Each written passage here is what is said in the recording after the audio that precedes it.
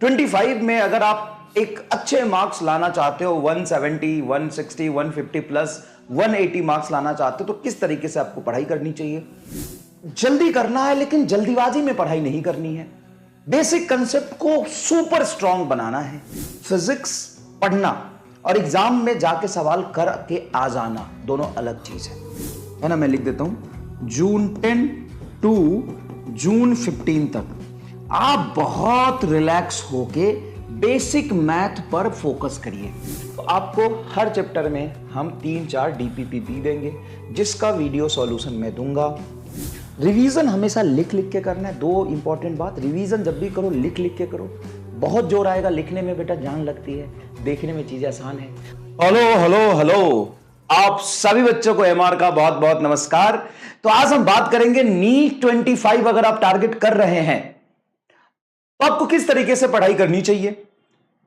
NEET 25 में अगर आप एक अच्छे मार्क्स लाना चाहते हो 170, 160, 150 प्लस 180 मार्क्स लाना चाहते हो तो किस तरीके से आपको पढ़ाई करनी चाहिए। हर एक मंथ का अलग अलग स्ट्रेटजी होता है।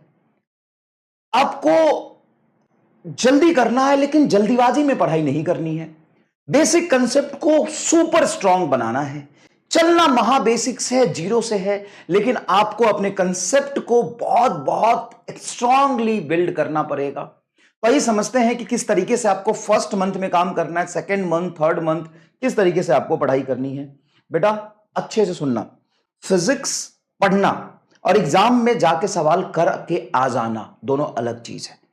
क्लास में बहुत मजा आना और एग्जाम में बैठ के मजा आना दोनों लिंक तो है लेकिन बहुत अलग चीज है। घर पे बैठ के सवाल सॉल्व कर लेना और एग्जाम में बैठ के सवाल सॉल्व कर लेना, आप बताइएगा सेम है कि अलग है।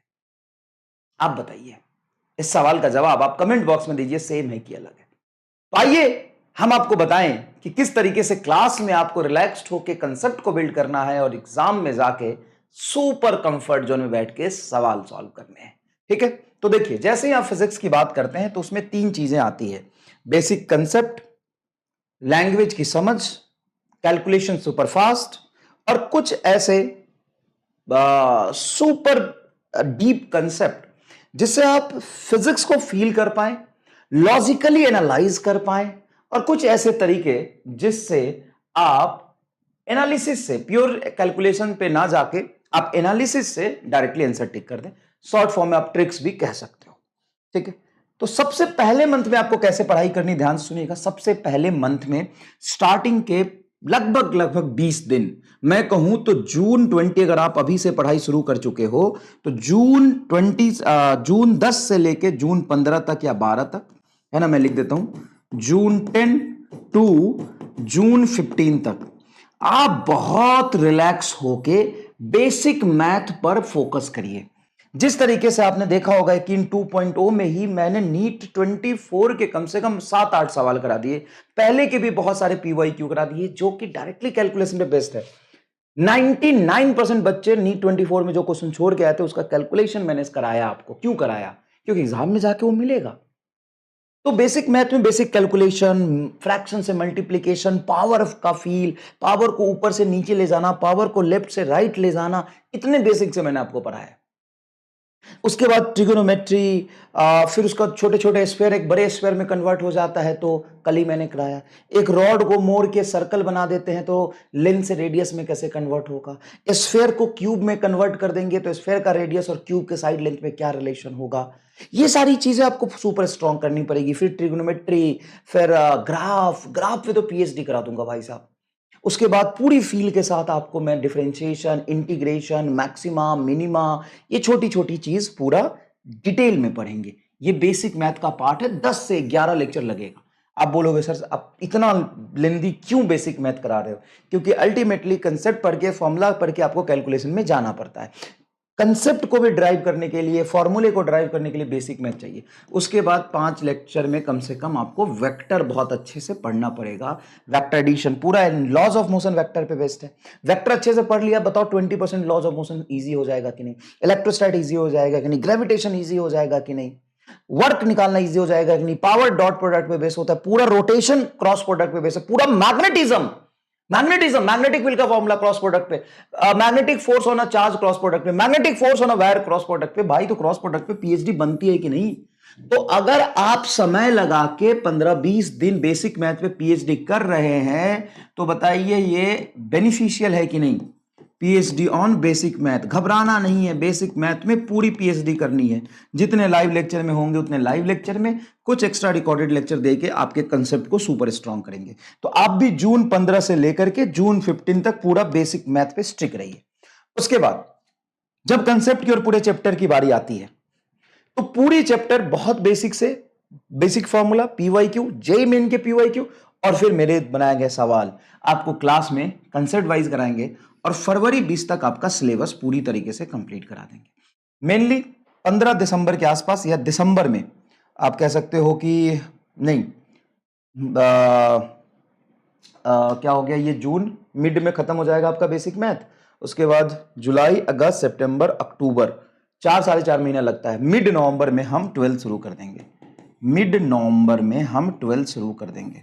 मिड नवंबर में, ठीक है, 12 शुरू कर देंगे। मिड नवंबर, पूरा दिसंबर, पूरा जनवरी, तो उधर 15 दिन, पूरा दिसंबर, पूरा जनवरी और इधर फरवरी 3, तो 3.5 महीने लगभग लगभग हो जाएंगे आपके 12th वाले पोर्शन पे। तो पूरा 12th करेंगे, ठीक है ना। 12th में थोड़ा ज्यादा मेहनत करनी पड़ेगी क्योंकि 11th का रिवीजन भी आपको करना होता है। उसके बाद लैंग्वेज से आपको डील करना पड़ेगा। चलो कैलकुलेशन आपने समझ लिया, फटाफट रफ्तार में सॉल्व कर लेंगे, आपको फॉर्मूला भी याद है, आप कंसेप्ट भी समझ गए। फिर भी जब आप सवाल करने जाओगे एग्जामिनेशन हॉल में तो लैंग्वेज में फंसोगे। तो आपको हर चैप्टर में हम 3-4 डीपीपी देंगे जिसका वीडियो सॉल्यूशन मैं दूंगा। वीडियो सॉल्यूशन चाहे कुछ भी हो जाए मैं ही दूंगा। तो इससे क्या होगा कि आपको बहुत अच्छे अच्छे सवाल, मान लो कि आपने पढ़ लिया लेकिन प्रैक्टिस तो करनी पड़ेगी। मैं जितना क्लास में करा दूंगा 50 में से 48-50 सवाल वहीं से आए थे पिछली बार। 50 सवाल की मैं लगभग गारंटी देता हूं कि आएंगे वहीं साल। 1-2 सवाल इधर उधर कुछ भी बना सकते हैं, तुम मुझे दे देना पेपर, मैं उसी सिलेबस से ऐसे सवाल बना दूंगा ना कि किसी ने कभी ना देखी होगी। तो वो तो यार मेरी मर्जी है, कुछ भी मैं चेंज करके सिचुएशनल बेस्ड बना सकता हूँ। 50 में से 49, 48-49 सवाल आपको नोट्स में से दिखेंगे डायरेक्ट, जिसमें से करने 45 भी आपको। लेकिन आप कर पाएंगे इसकी क्या गारंटी है? बच्चे पता है कौन कर पाते हैं? जो और ज्यादा प्रैक्टिस करते हैं। तो क्लास में मैं जो कराऊंगा तो करना ही है, फिर आपको क्वेश्चन प्रैक्टिस करने के लिए ये करना है और रेगुलर रिवीजन के लिए आपको डीपीपी करना है। जो रेगुलर डीपीपी मिलता है, क्लास में आपने पढ़ लिया, सब कुछ हो गया, लेकिन आप अच्छे से क्वेश्चन कर पा रहे हो कि नहीं कर पा रहे हो, जब अचानक से सामने सवाल आएगा तो कर पाओगे कि नहीं कर पाओगे, वो आपके जो रेगुलर डीपीपी मिल रहा है उसको सॉल्व करना पड़ेगा, ठीक है। ओके। और पैरेलली एक ऐसी चीज जो कि एकदम प्योर डीप कंसेप्ट होता है, जिसमें चलो जैसे एवरेज स्पीड है, तो एवरेज स्पीड का फॉर्मूला हो गया, चलो इक्वल टाइम इंटरवल के लिए v1 + v2/2। अब उसमें डीप कंसेप्ट क्या है कि एवरेज निकाल रहे हैं, तो जो दो स्पीड है मिनिमम मैक्सिमम उसके बीच में आंसर आनी चाहिए। कैपेसिटेंस निकाल रहे हैं तो कैपेसिटेंस में हम पैरेलल कैपेसिटेंस जोड़ते हैं। तो बहुत सारे में मान लो कि बहुत सारा सीरीज पैरेलल है और लास्ट में जाके एक सीरीज में लगा दिया सी। सी जब हम सीरीज में लगा दिए तो इतना जाल का कोई फर्क नहीं पड़ता, सी इक्विवेलेंट जो होगा उस सी से कम ही होगा क्योंकि सीरीज में एक सी लगा हुआ है। तो ये एक फील वाली बात होती है। ये कंसेप्ट के साथ साथ एक अलग डीप कंसेप्ट जो एक मतलब एकदम एक्सट्रीम हैप्पीनेस आपको देगा सवाल को सॉल्व करते समय। लिमिटिंग वैल्यू पुट करके सवाल हम लोग सॉल्व करते हैं, तो ये सारी चीज काम आती है, लेकिन सिर्फ इससे क्वालिफाई नहीं होगा आपका नीट। एक लाइन में सवाल सॉल्व करना सिखा दूंगा 2-2 पेज का, और कराया है, लेकिन उससे नीट क्वालिफाई नहीं होगा। उससे क्लास में बहुत मजे आएंगे, नीट में भी आप 50 में से 1-2 क्वेश्चन कर पाओगे, लेकिन सिलेक्शन और आपके 170 नंबर तभी आएंगे जब इस पूरे प्रोसेस को आप फॉलो करोगे। बेसिक मैथ स्ट्रांग करोगे, क्लास में कंसेप्ट स्ट्रांग करोगे, लैंग्वेज की समझ बेहतर करोगे। अब मान लो तूने कंसेप्ट सीख लिया, मैं स्टार लगाना आ गया, सवाल ही नहीं समझ पाया पढ़ के, तो सोचो सोचो सोचो। तो कोई एक चीज यहां पे नहीं है जिसके वजह से आप नीट क्वालिफाई कर सकते, सिर्फ इससे नीट क्वालिफाई नहीं होगा। ये तो मैंडेटरी है, नेसेसरी है, लेकिन ये करने के बाद आपको बेसिक मैथ स्ट्रांग होना चाहिए, लैंग्वेज की समझ स्ट्रांग होनी चाहिए, और ये आपको एक्सट्रीम चीज तो आनी ही चाहिए। तो ये लगभग लगभग हम फर्स्ट मंथ में क्या कर रहे होंगे, सेकेंड मंथ में क्या करेंगे, डीपीपी को कैसे यूज करना, ये सारी चीजें हैं, ठीक है। अब आज सबसे बड़ा सवाल आता है कि लास्ट ईयर हमने नोट्स बनाया था, इस बार नोट्स बनाए कि नहीं, या हमारे पास कोई शॉर्ट नोट्स जैसे फिजिक्स में डीजी या कोई बुक है तो हम नोट्स बनाए कि नहीं। उस केस में ध्यान से सुनना, अगर लास्ट ईयर के नोट्स है और तुम लेक्चर इस साल से कर रहे हो तो अपने नोट्स लेके बैठो, जो कुछ भी नया लगे उसको नोट्स में ऐड करो। स्पेस नहीं है तो एक पेज एक्स्ट्रा डाल के ऐड करो, पूरा फिर से लिखने की जरूरत नहीं है। अगर आप फ्रेश हैं, नए बच्चे हैं, आपके पास नोट्स नहीं है, तो आप प्लीज नोट्स बनाइए, शॉर्ट नोट्स बनाइए। आपके पास कोई बुक पढ़ी है शॉर्ट नोट्स की, आप फिर भी शॉर्ट नोट्स उस पे बनाइए, वो बुक पे ही स्पेस बीच बीच में कहीं लिख लिख के कुछ एक्स्ट्रा चीज है अपने अकॉर्डिंग आपको लगता है, क्योंकि जो चीज है वो एक फ्रेम दे दिया आपको, है ना। क्या होता है कि फ्रेम दे दिया और फ्रेम में काम आपको करना है। आप खुद से बनाए सबसे बेस्ट है। स्टिल आई एम सेइंग कि जो आप खुद से बनाएंगे शॉर्ट नोट्स वो सबसे बेस्ट है। तो क्लास में बहुत सारे आपको सवाल कराए जाएंगे, उसमें से क्या करना है, जो थ्योरी है वो लिखना है, जो क्वेश्चंस पहले 2 3 4 होते हैं पीवाई क्यू होते हैं वो लिखना है, ऑप्शन के साथ मत लिखो। क्वेश्चन शॉर्ट में चाहो तो शॉर्ट में लिख लो, लेकिन क्वेश्चन लिखना है, सॉल्यूशन आपको लिखना है। रिवीजन हमेशा लिख लिख के करना है। 2 इंपॉर्टेंट बात, रिवीजन जब भी करो लिख लिख के करो। बहुत जोर आएगा लिखने में, बेटा जान लगती है, देखने में चीजें आसान है। तो पता है 90% लोग देख के रिवीजन करते हैं जो सेलेक्ट नहीं होते, 10% जो लिख लिख के करते हैं वही सेलेक्ट होते हैं। क्लास के बाद रफ पेज में जो आपको पढ़ाया गया है उसको लिख लिख के प्रैक्टिस जरूर करिए। Thank you so much. इन सब बातों का ध्यान रखिएगा और आराम से पढ़िए, प्रेशर लेके नहीं पढ़ना है, घबराना नहीं है। दिक्कत आएगी क्योंकि काम बड़ा है।